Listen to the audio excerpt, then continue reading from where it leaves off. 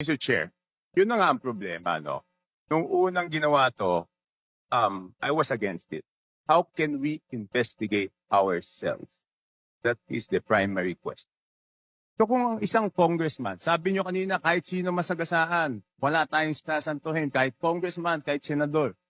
Kung ang congressman hindi pa pwedeng maging resource person at hindi natin pwedeng pa-testify under oath, di ibig sabihin sa usapang to, exempted ang congressman. So paano tayo mag-iimbestiga? Paano tayo? Number one. Number two, Mr. Chair, here is the USB. Sinasabi, paano nagkaroon ng insert?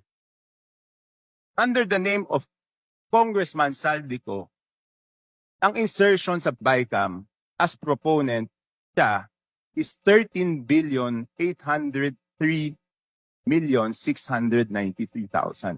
And we do not want to invite him as a resource person. Mr. Chair, sorry. Comsec, can you show this? Para lang sabihin hindi ako Mr. Chair, with nagsikwento. due courtesy. Wait, I have the floor. Yeah, ikorek I have ko the lang. floor. Yeah, but I have Mr. the floor. No, Mr. I Chair. have the floor.